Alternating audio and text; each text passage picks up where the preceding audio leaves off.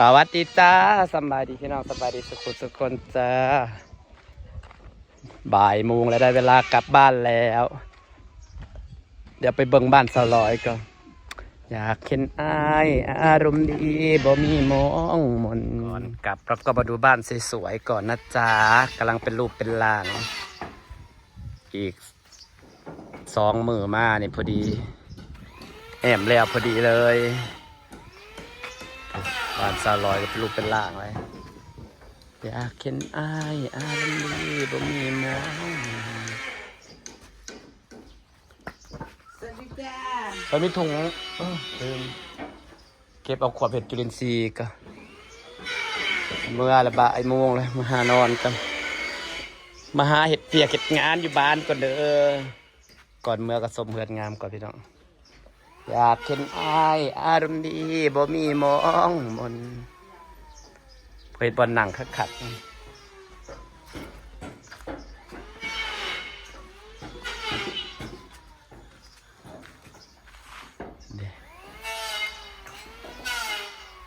สาวลอยกำลังเห็ดบอลหนังพี่น้อง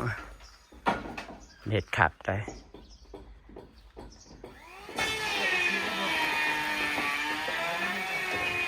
อะเขาจัดจะบ่น้อยเป็นเขาจัดแล้วแต่เมื่อวานบ่คือเมื่อวานเห็นเขาเป่าของเป่าเค้กยังเรียบร้อยมันแล้วแต่เมื่อวานบ่ก็ว่าแล้วแต่เมื่อวานคือบ่เห็นเขาลงคลิปอย่างตัวเห็นเขาว่าใดเป็นเขาเจ็ดไปเมื่อวานแล้วก็เจ้ากับเป่าเค้กเสื้อผอกเสื้อไผ่กันจนค่ำมันจัด2 มื้อซ้อนเป็นไปได้บ่มันก็บ่ค่อยสบาย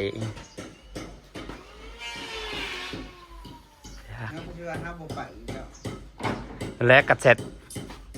จัดมันแล้วแต่เมื่อวานคุณเอาก็ยันแต่ตัวนี้แหละเพราะว่าเขาเป่าเค้ก2 เถื่อ 3 เถื่อเขาจัดวันนี้เขากระเซ็ดมาส่วนแต่ว่าสิจัด2 มื้อซ้อนบอกว่ามันแห่งบ่สบายอยู่ก็ว่าเขาไปเบิ่งคลิปก็ว่าเห็นลงคลิปจ้ะลงเลยปะ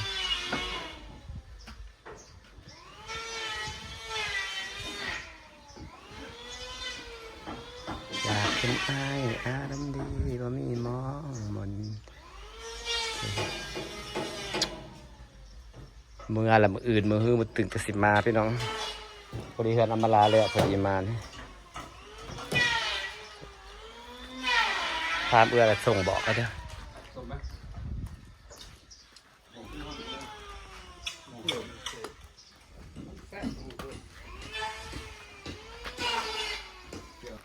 เดี๋ยวเราจะไปชมบ้านสวนเสาหลอยก่อนนะคะแล้วเราก็จะกลับพาพี่น้องมาชมบ้านสวนจ้าหน้ามันก็ยังจะแห้งอยู่เนาะผามันปะนี่เด้พี่น้องแต่นางสั่งผามาเห็ดกองใส่ไก่นางสั่งผานาม้วนละ2,300นางสั่งมา2 ม้วนลืมสั่งกาวหรือว่าเขาเอากาวติดก็ได้เนาะขอต่อมันกับบริกวางปันไดเอากาวอย่างก็กาวที่เขาติดต่อหน้ามันนะบ้านสวนกำลังเสร็จก็สวยจะเป็นดอกปันแล้วเป็นรูปเป็นลาวแล้วกำลังงามทุกคนแอมแล้วยังสวยงามมีบอลนั่งเลยนะครับน้อง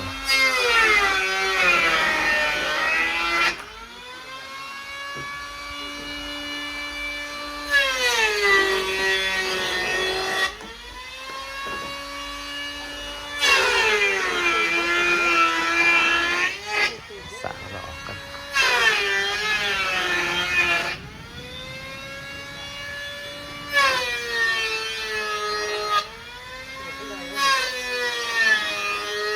เราจะขึ้นไปดูมุมสูงโทรศัพท์ก็ห่อนให้มันตัด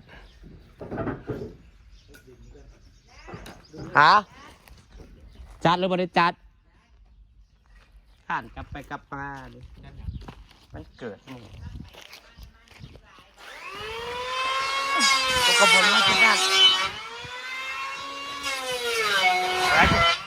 ไปเจอปลาให้กูเจอปลาก็ตายไปเลยสิเมื่อฟ้ามากก็จะ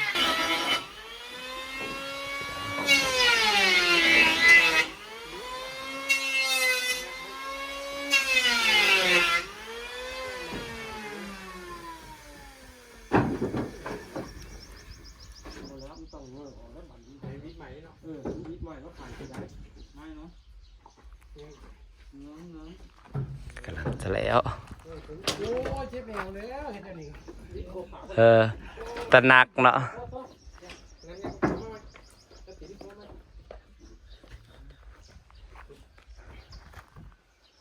เราไปตะหุ่นดีๆไปถวยแข็งๆ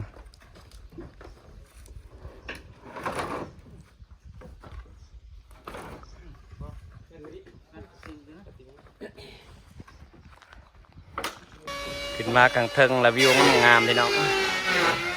วิวสวยๆหนังสมบัติอำมาลาเป็นวิวหนังแยงบัตรอำมาลาไปเลยจ้าสวยๆจ้าขาดไปเนี่ยปูสาดนอนทะเลเนาะแต่สิเย็น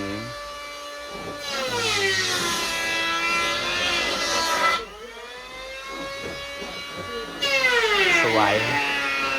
กำลังเสร็จกัน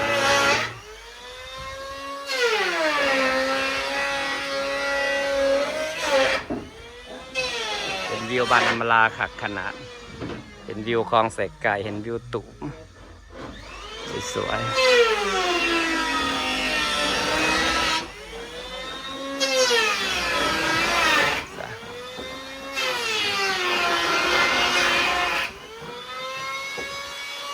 งานใหม่เนี่ยยากเพราะมันงานเนาะมันเป็นงานละเอียดต้องมาตูดมาทูมาไถยังได้เห็น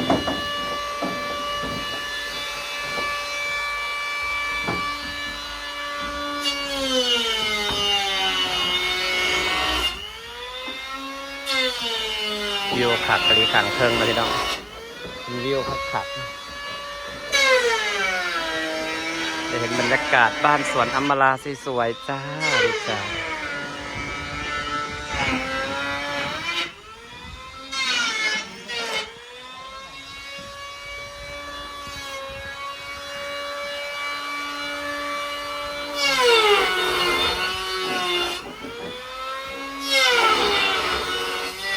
อำมาลากำลังเป็นลูกเป็นล่างคือกันจ้า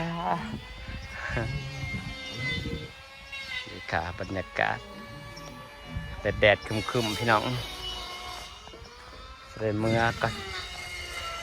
เมื่อเกือบปูเกือบปลาเกือบมัดเกือบมุงเกือบอะไรเซ็งเฟียดสำรองนั่งกันตายหากใครจะสั่งใหม่แต่สั่งมาสำรองไว้เพราะว่าแบตเตอรี่เป็นเหลือแค่70%มันเบิดไว้พี่น้องต้องได้ชาร์จตลอดทางปัจจัยถ่ายคลิปลงหลายๆคลิปเลยสั่งมาพอดีตัวนี้ประชาร์จเป็ดบอกเขาซะหักทนได้แบตสำรอง E29 นะทนอยู่ดีเขาชาร์จไว้เต็มๆในชาร์จเปิดมือชาร์จไว้เต็มๆในชาร์จเปิดมือเบิดทนผสมราคาไปแล้วเนาะราคาตั้งอันละ900 บาทต่อจะสั่งพระอามเห็ดคลองเสกไก่อื่นก่อนจังสิคุดคลองเสกไก่ต่อจากนี้ใครเธอโชคดีโอเคพี่เราจะฝากบรรยากาศสนิทจ้าพี่น้องพอกันคลิปหน้าเด้อจ้าพอกันวันเกิดเจสีเด้อจ้าพี่น้องจ้าสบายดี